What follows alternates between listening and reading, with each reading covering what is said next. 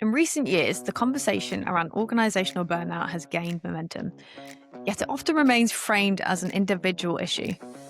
But is it really just a personal failing? In this episode, we dive into the complex dynamics of burnout, exploring its roots and how organisations can create a more supportive environment to mitigate this pervasive issue. I'm joined by Claudie Plen-McCormack, who shares her extensive experience in leadership coaching, organisational burnout and wellbeing herself. She discusses how organisations can support their people to prevent burnout, the importance of systemic change, and her personal journey through burnout and recovery. Let's get into it. Well, Claudie, welcome to the What Do You Do podcast. It's awesome to have you here.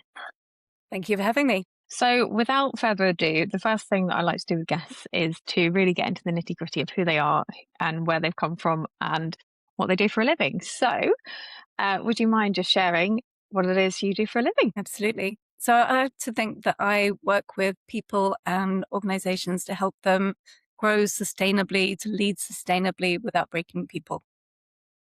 Brilliant. And so talk us through where your career started and how you got to where you are today. So there's a long career to talk about. I started my career, so you can tell how old I am, started my career about 25 years ago in publishing. So leading teams, coaching people informally, and then trained as a coach. I was one of the first generation really of corporate coaches before it existed as a job. So I qualified as a coach in 2005, jumped into creating leadership programs, organizational change, working on all sorts of really interesting things. And so the last 20 years, either I have been internal in organizations, sometimes global organizations, working in HR, talent, and technology as an internal coach, owning various types of leadership programs, or I've been running my own business and coaching people with clients across all sorts of industries. So right now I am independent. So I run a company called Surface Deep. Brilliant. And obviously you're one of our coaches as well at What Do You Do? So it's awesome to bring your expertise into our coaching world at What Do You Do to support all of our members. So great to have you on board. So let's get into a little bit more around, I guess, what we wanted to cover a little bit today. So I know that you obviously have quite a lot of expertise when it comes to organizational burnout and well-being, and also specifically around your own personal experience. I've also experienced that too myself. So I guess the overarching topic that we want to discuss today is all around understanding organizational burnout and well-being and how organizations need to grow sustainably so they don't actually break their people, as you kind of mentioned in your intro. So based upon that, so much burnout gets framed as an individual failing, like a resilience problem, a self-care problem. But you obviously work with organizations around this. So where do you think the responsibility actually sits? Is it with the individual or with the organization or both? So I think it's a really, really interesting question. It's absolutely core to everything that I do. I want to take a step back because a lot of the learning that I had around this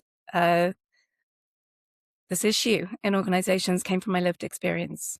So after 20 years of working in all sorts of organizations, as I said, working in a very senior leadership capacity, I experienced catastrophic burnout myself. And looking back at actually the factors that led me to that place, there was a combination of things happening. I think, first of all, I was enormously squeezed I was in senior roles, but I wasn't in an executive role. And so I was dealing with incredible demands from top down, having to deliver on serious targets in a very volatile market. Lots of pressure, lots of survivor experiences around me from people being made redundant, lots of stress, my nervous system going crazy every single day in terms of what was coming at me, the storms that I was being hit by. And at the same time, I suddenly went into a place where the level of personal challenge that I experienced was something that I had not experienced before. So moving into menopause, which everything went absolutely crazy. Brain fog, stress, exhaustion, anxiety. At the same time, I experienced a very close family bereavement and was simultaneously caring for another family member So it was almost like a perfect storm of circumstances externally combined with the internal stress. But the thing that I became very, very aware of was that I had not been prepared as a leader for all of those circumstances, but simultaneously for the fact that change was constant, that the challenges I was dealing with were so complex, and the challenges that were coming at me externally from the market, from clients, from everything that was happening were maybe something that even the organization never experienced before. You know, the level of conflict in the world, geopolitical chaos, AI coming down the track, all sorts of things that we were not prepared for. So Mm. what I realized was, yes, I was exhausted. I had too many challenges to deal with, but it was that combination of factors that the organization wasn't designed to support me. The way that I had been taught to lead wasn't sustainable, and the organization itself wasn't picking up on all of those signals. They couldn't see Mm. where things were coming down the track. They weren't predicting the level of risk that I was experiencing. Well, firstly, that sounds like a lot to handle. So, my thoughts go out to you from that period of your life. But I'm sure that you've learned so much from that experience to be able to, help others, hence why you're doing what you do now. Um, so I guess there's loads of redundancies happening in the world at the moment and a lot of pressure because of cost cutting and things like that. So I think your story will probably resonate with a lot of people in the workplace right now. Um, let's say, for example, someone's experiencing similar things to what you've outlined right now. What advice would you give them on a personal, individual level to ensure that they can manage themselves effectively and, take stock of what they're experiencing? But I think the first thing that anyone has to do in that situation is almost map the challenges that they're experiencing and really understand, what do you have control over? What can be fixed? What can you reach out for? What support is available? And actually, by doing that level of analysis first off and making sure that everything is in place to support you, you've got a better chance of getting through. I think flagging up what's happening at a really early stage is so important because I think what happens, especially when you're in a very senior position in an organization, the level of vulnerability that comes with saying, I am not coping is too much to cope with. And I don't think it's necessarily gendered, but I think if you're a woman, especially a woman mid-career or who is experiencing menopause, for example, that level of vulnerability, goes up exponentially because you already are worried about not being able to perform and not being able to cope. And so I think Mm. that first stage, what can I control? What's really happening? What support do I need from other people or from the organization? How do I flag this up? And how do I put as much self-care into the system as possible? Because in an organization, the support will be there, but often the cogs don't start whirring until you kind of put up the smoke signal. So, from an organizational perspective, what support can organizations give their employees in this circumstance to ensure that they don't burn out, they don't end up quitting? How do we ensure that employees feel supported in that scenario? So there's a few things there. I think going back to a question you asked originally, um, there has been a tendency for a long time in organizations to see burnout as being an individual experience. And so someone starts going into that place of burnout and they are offered a yoga class or told to use the EAP, employee assistance to get some therapy. And it's all being at kind of effect rather than a cause, I suppose is one way to put it. Um, Mhm. Whereas actually there's a place we need to go to, which is from the organizational perspective, what can that organization do? Not just here's your yoga class, take some time off, be nice to yourself, do some self-care. But actually, let's look at your workload. Let's look at where you're working. Are you at home? Are you in the office? Let's look at the way that your team's constructed. What are the demands being placed upon you? Are there skills that you don't have right now? I'm working with quite a few leaders who really struggle to delegate, for example. because they're carrying everything for their teams because they're so aware that their teams are also going through enormous pressures. Mm. So how do we look at it more strategically, I suppose? I don't know if that's quite answering the question, but it's what can organizations do to support people in that place isn't just about the sticking plaster. It's about really looking at the system and looking what are the signals that are coming up. So how many people are taking days off sick? How many people have you lost to churn? Um, is there, I don't know if you've heard of the term job hugging, but it's a form of resistance. You know, when people get really, really upset with what's happening in an organization, they kind of stop producing. Mm.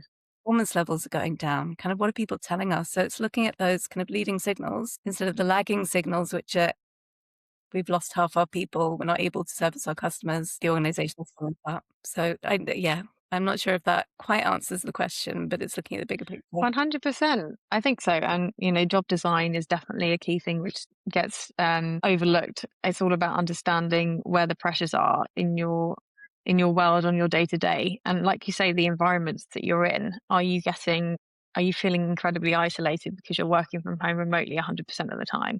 Are you feeling connected to your work? Are you finding meaning in your work? I think there's there's also organizational pressures that come in as well as like individual, and it's ensuring that you find a fit, and ultimately the organization creates a culture of psychological safety to ensure that people can feel that they can raise a hand and say, I need a bit of help. Otherwise, you're just going to experience all the things that you mentioned there around burnout and, higher staff turnover, more absences. And also, I think it goes without saying that upskilling people in even just like doing a course on how to delegate can go quite a long way because some people really struggle with that. Just to Sorry, just to add into that, one of the things that we're finding is really successful at the moment is bringing people together across different organizations for a group coaching or coaching circles, particularly Mhm. around this topic. The first one that we actually kicked off was for, funnily enough, for HR and L&D leaders, because what we realized is within an organization under pressure, those people are holding everyone, but they have nowhere to actually find best practice from other organizations, from external sources. They're just kind of battling by themselves. And then that kind of population of mid-career managers who might not have the skills, but also when you're under that level of pressure, you feel so isolated. And working one-to-one with a coach is brilliant in terms of building strategy, but sometimes you need a community behind you of people that get where you're coming from and can kind of hold space for you, but also brainstorm and come up with what might be the solution here. How do I push back?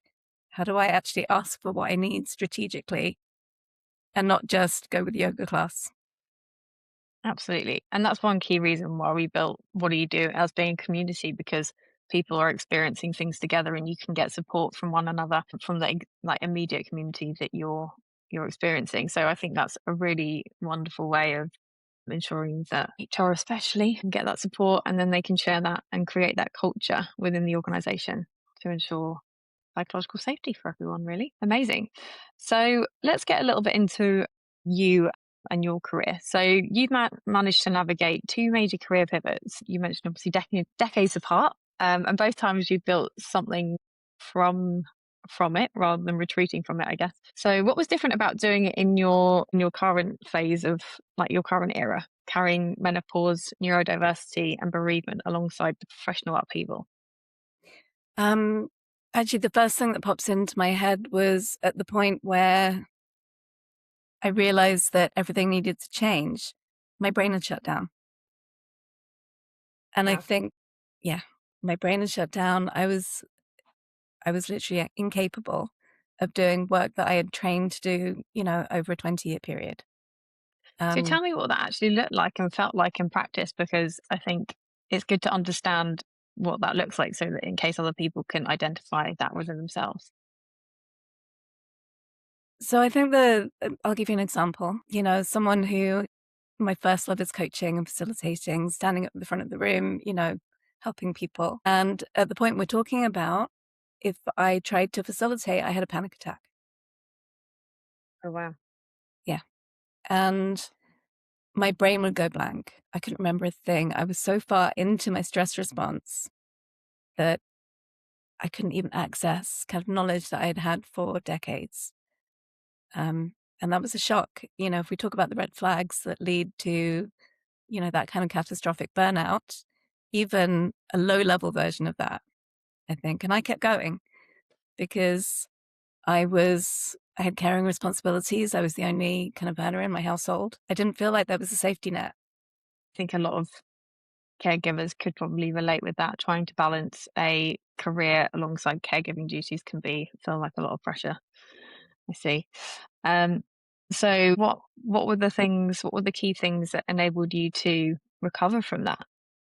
What steps did you take? So I think at that point I needed to step out and literally got to the point where I didn't have a choice. I did. I stopped work. I took a break, which ended up being, I think it was 3-4 months in the end of just complete rest. And I have to say it was not easy financially. And I know that that is an enormous privilege that I was even able to have resources to draw on to do that. But there wasn't a choice. I would have been signed off sick either way. And literally I started to notice my brain started to work again. I started to have ideas. And the idea for Surface Deep came out of that period where I suddenly thought, I need to be working in a place where I can stop organizations breaking people. I need to make sure this doesn't happen and that leadership can be sustainable. That was the epiphany that I had, that it was a very clear sense of purpose. But yeah, the only thing that actually worked for me was to stop and to go for long walks and to reconnect with myself and have a bit of time for reflection. And I think that's very wise advice because a lot of people unfortunately get stuck on the hamster wheel, and it's really hard to figure out a way out unless you just put a break on things and take that time to reflect. And this sounds like you did that and you came out the other side with um, with a real strong purpose, which is very encouraging to hear. So we spoke a little bit earlier about people having the courage to speak up when things are getting a little bit tough at work. But what stops people reaching out when they most need to? What are the biggest blockers that you've seen in organisations that are preventing people from actually saying, "Yeah, I need help"? I mean, I'm going to ask. Well, I've got some thoughts around that, but I'd be really keen to hear yours. I think that often we don't have the level of psychological safety we need to know that it's okay to put your hand up and say, this is not working or I'm drowning. And in that context, if you believe that you won't be heard or you're not trusted or your perspective won't be listened to, it becomes almost impossible, especially when you're already dealing with so much anxiety and so much pressure from other places. I think that's part of Yeah, it. Another part of it is our personal, I think we touched on it earlier, is our personal vulnerability. I know that I struggled with the idea of, and I don't mean this to sound arrogant, but I struggled with the idea of not being seen as brilliant. that's okay. I need to deliver. I need to, I'm quite self-directed. And there's a lot of ego in there as well. Not in a bad way, but it's a really vulnerable place to actually admit that you are not okay and you're struggling. And have you ever personally worked with a coach yourself to be able to support you throughout your career, in your career transitions that you've experienced? Many times. Many times. I think actually every single inflection point, every single pivot has been driven by coaching conversations. Actually, over the years, it's been, I've had some wonderful coaches, but different coaches with different skill sets, different perspectives at different points, according to what I've needed in that moment. So I think it's really important to find the right person for you at that time. The other thing that I do very consciously is, again, make sure that I'm part of the community so I can put stuff out to people and feel that I'm being held, that I can try ideas out, that I can. So sometimes that's been, again, as you pointed out, being part of a formal circle or kind of group of people who are working together. Sometimes it's just making sure that I've got people I trust around me. I think that's really important for sure. So what have you found have been the key benefits of working with a coach? Like what makes it so career defining with your pivots that you've really found that support? Okay, so I think the best coaching relationships act like a mirror. And, as a leader, sometimes the way that I describe it is we exist in, our own heads, our own space, and we're just acting and reacting and doing our thing. But it's very rare that we kind of step back into an observer position. We can't see ourselves. We don't have that external perspective. So when you work with a great coach, you can hold that mirror up and ask you really challenging questions. You have a sense of just being able to observe, maybe get into that space where you can think a little bit before just reacting or being triggered. And I also think that the best coaching isn't just goal oriented. I think that's a myth, that we think that, you dive into it. What do you want to achieve? Let's go for it. Whereas actually the best coaching is, again, that mirror that you step into a space where you think, what's important to me right now? What are my values? What's driving me? What's triggering kind of maybe difficult stuff for me? What gets in my way? Sometimes I talk to people about this idea of potential minus interference equals performance, which is a very old kind of coaching concept, but it comes from this place of, on your best day, what you're capable of, that potential, that thriving, being healthy, stable, all of that. But then those days where you get hit by constant storms, all of that interference. And so being able to step out of a place where you say, I'm failing, into a place of saying, what is that interference about for me? And a great coach will help you identify those things. And again, going back to the idea of what do I actually have control over? What can I change? That sounds great. So, if someone's looking to consider working with a coach and they come across you, what would you say are the key benefits of working with you directly, and or who do you think you're the best fit for? Okay. I think in general, I work with leaders, but that can be leaders at the beginning of their career, emerging leaders, mid-career, or very senior people in organizations. But I think the thing that I bring personally is creating a space for vulnerability and that self-reflection. And layering onto that being really, really challenging, asking the difficult questions, getting below the surface, helping my clients to understand what's really going on, even if sometimes that reality isn't something that they want to look at. And my work can be quite contemplative. I think, again, I am not the kind of coach where you just go headlong into goal achieving. It's like, let's get to know you a little bit better. Let's understand what's important to you and fit your career ambitions into that context. The other thing that I bring that I think maybe is slightly different is I am neurodiverse. And so I am very happy working with actually neurotypical people and neurodiverse people, but I'm just very comfortable working with different ways of thinking, different ways of approaching things.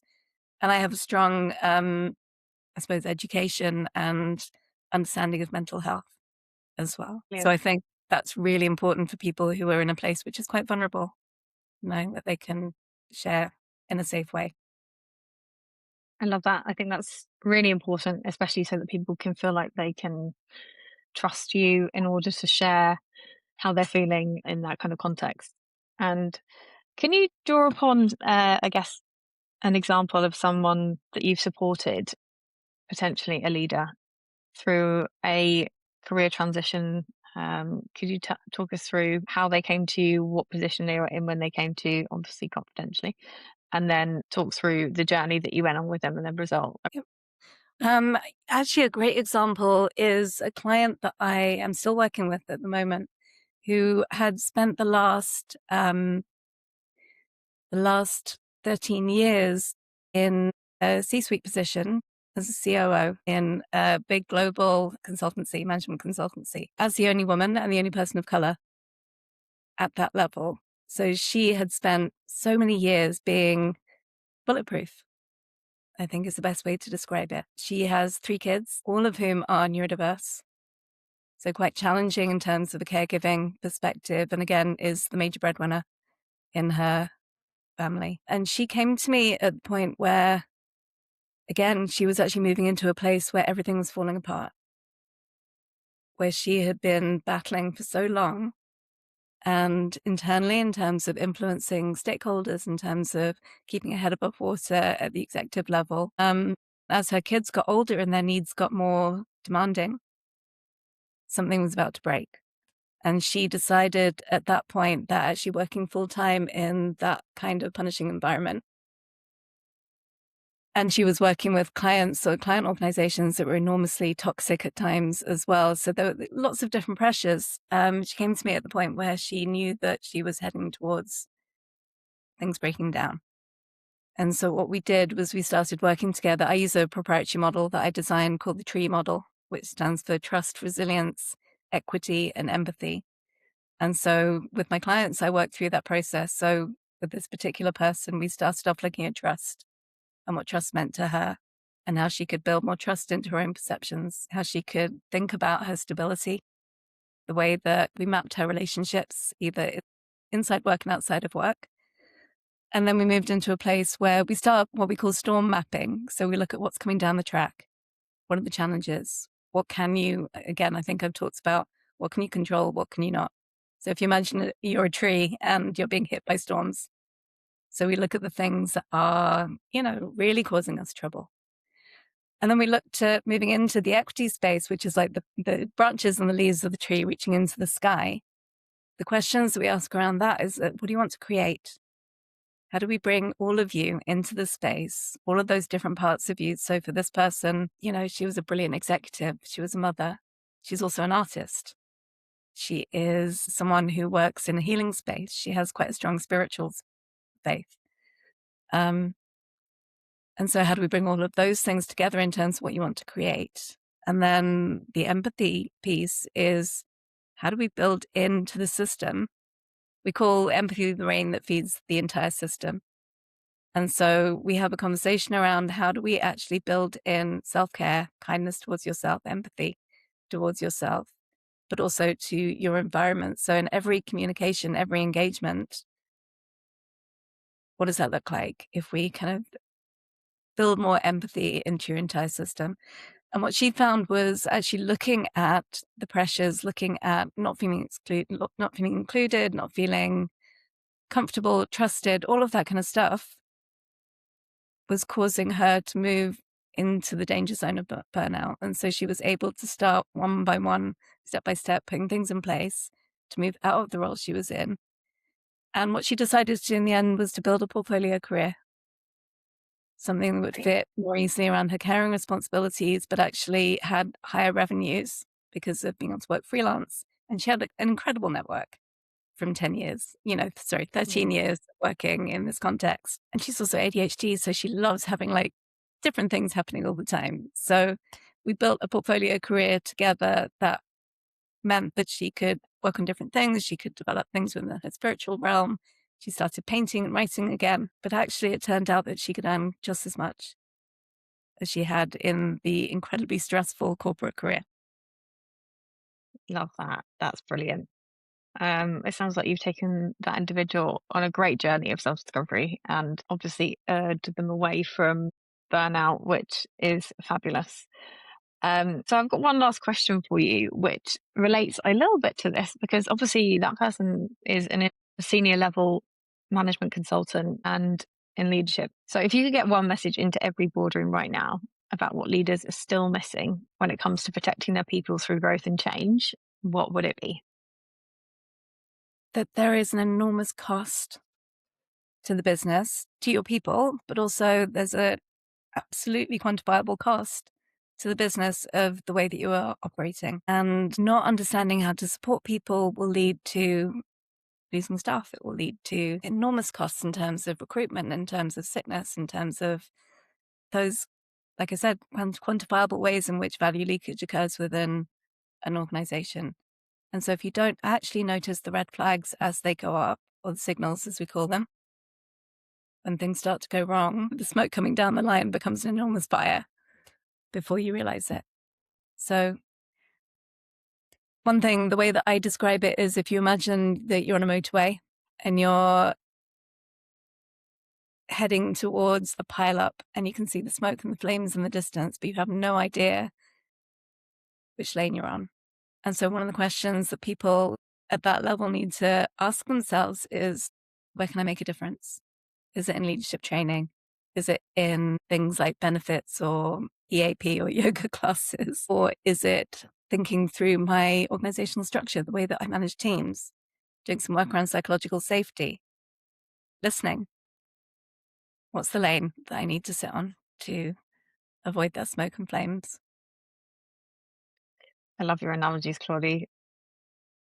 The trees, the motorway crash, it's very visual and it's a really nice way to anchor what you're saying. So I love that. Well, Claudie, it's been an absolute delight to have you on today. Thank you so much for sharing your story, for being vulnerable, for outlining how you approach coaching and how people can work with you. So it's been a pleasure. Thank you. Thank you. If today's conversation resonated with you, here's where to go next. If you're navigating redundancy or a career change and you're not quite sure what comes next, head to whatdoyoudo.com. You can take our AI career assessment, explore our coaching packages, or join a community of people who get exactly what you're going through. If you're an HR leader or people team supporting colleagues through redundancy or restructure, we work with organisations too. Find out about our outplacement support at whatdoyoudo.com. And if you love this episode, please leave us a review, share it with someone who really needs it, and come and find me on LinkedIn. I'm Claudia Gasson. I'll see you on the next episode.